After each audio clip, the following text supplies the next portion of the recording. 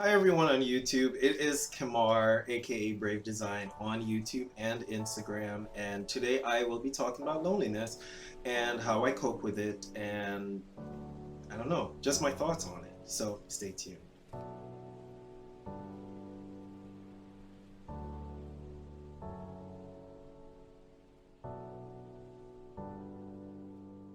All right, so it is 1:40 a.m. and I'm up drinking coffee.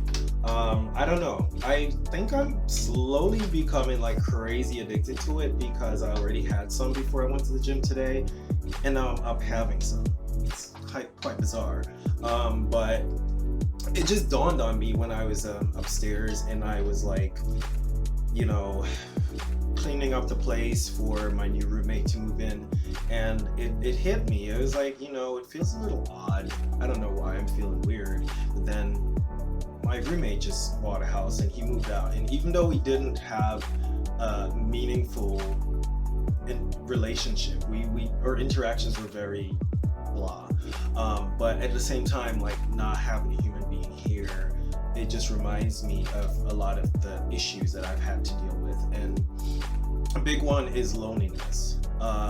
I don't necessarily like to talk to people about it because there's a lot of stigma associated with mental health issues, especially when it comes to loneliness, because loneliness is seen, and this is my opinion, my observation, loneliness is seen as a lack of strength and a problem with the person themselves. So, it's not like, oh wow, you're lonely, that's bad, what can I do? It's more like everyone has an opinion, everybody has a recommendation, and everyone has something to say you're what you're not doing, why you're lonely. And because of that, I feel like a lot of people hide it, or they turn to maladaptive things, um, and then they end up with serious problems. And this part is not my opinion. It's something that I've learned when I just started my master's degree, and I decided to do a topic that was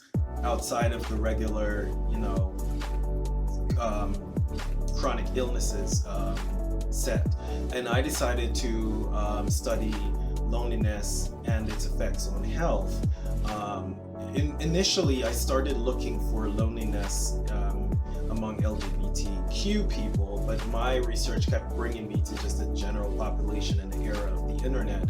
And it explained that prolonged loneliness is just as dangerous as smoking 15 cigarettes a day, if not more dangerous. And I went in depth into research and I learned so much. It was basically saying, the data was supporting that young people that have experienced prolonged loneliness, they end up with chronic depression, and a lot of times they turn to self-injurious behaviors. They don't take very good care of themselves, which leads to early onset of chronic illnesses. And for older people, it also ends up worsening chronic illnesses, and a lot of them end up having poor health outcomes.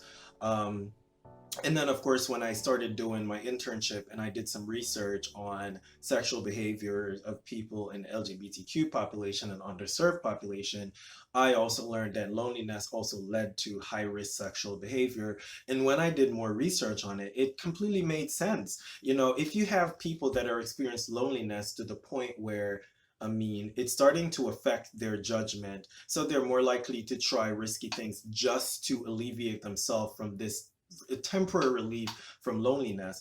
And that is very dangerous because at the end of the day, if and when they contract something that can only be treated and not cured, it further isolates them, and their health outcomes is going to be a lot worse because then now they're isolated from more than one thing. um, but for me, it's a number of things. Number one, I experience significant cultural difference from other people. So I'm from an island which we're more collectivist than individualist. And so, um, it's been difficult for me to adapt to an individualist perspective. So I'm very caring naturally and I give a lot. I want to make sure everyone is around me is fine. Problem is, it's not compatible with individualistic environment, because not that we expect to treat people well and be treated well in return, but we at least want the benefits of having meaningful relationships with people, and that does not come very easily. Number two, because I mentioned prior to this that I am and I consider myself strongly demisexual.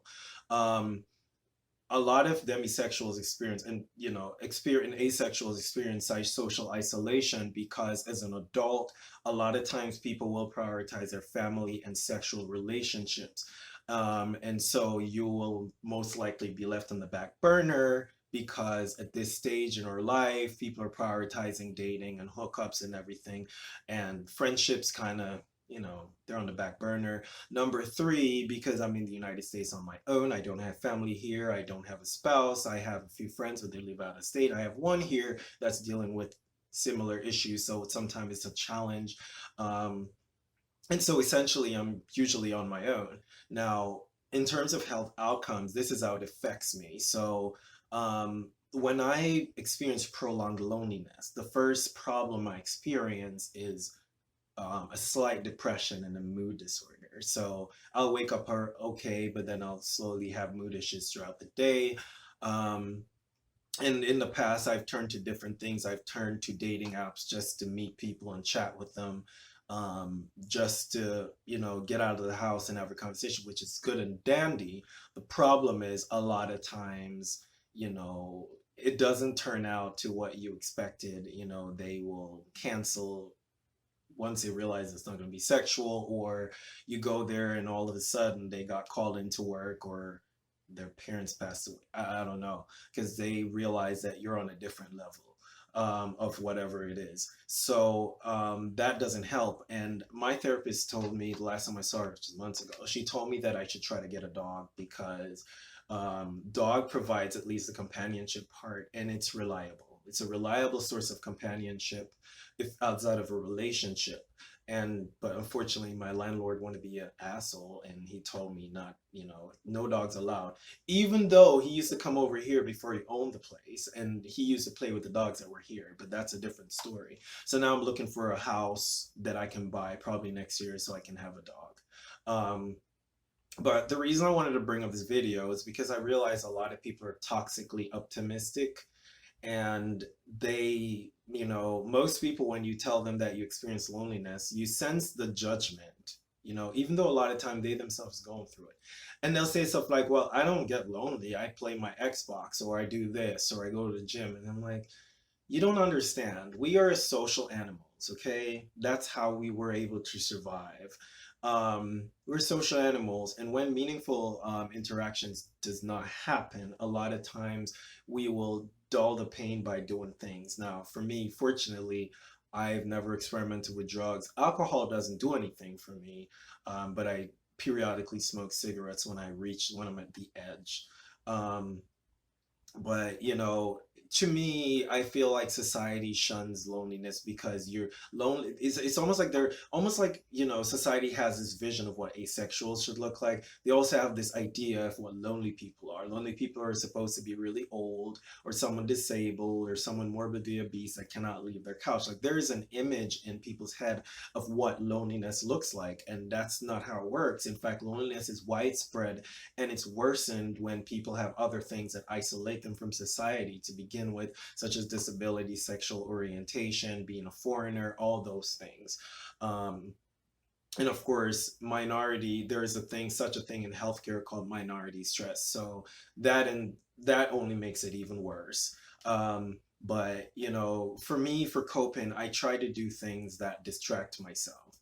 So going to the gym, but then again, that's just an hour of the day. Um, I bury myself into work. I've learned pretty quickly that that does not work. In fact, it distracts you enough that once you stop working, you fall flat, because now you have to face this loneliness. Going to school was one, but as soon as I graduated, it came right back, and it came back stronger than it was before. Painting does help a bit, but I can't be painting every day. Canvas is expensive, paint is expensive, and my ideas are also expensive, and they run out, they're not unlimited. So, it brings me back essentially to the loneliness and isolation that I experience.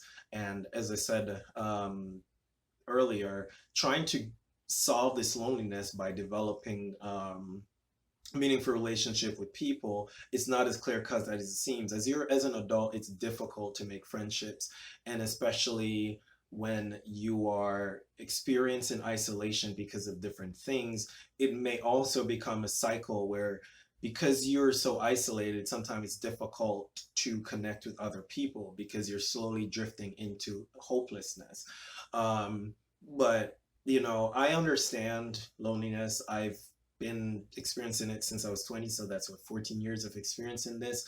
And I know that there's no things will get better statement that can help. It's just kind of the way our society is going, and the text culture and the technology culture and the culture of being a different person behind a keyboard. It is really affecting our population, and I see it every day. I see it every day with people that you see on social media that look so excited, but when you meet them in person, they're slowly being eaten by loneliness, but they have such a good way of hiding it on social media with all their friends and traveling and all that. But at the end of the day, I think there's a loneliness epidemic that's getting worse, and it's getting worse with COVID. It's getting worse with technology and social media and the text culture and the lack of meaningful interactions. But I would like anyone that wants to comment and share their experience and how they deal with loneliness. Please open up a conversation because it's very important. As I said, it's not just about emotional health, but it definitely has impact on our physical health and the physical health of our public health. Until next time, let's open up a conversation. Let's talk about this and see what we can come up with. Until then, this is Brave Design, and I wish you guys a good day.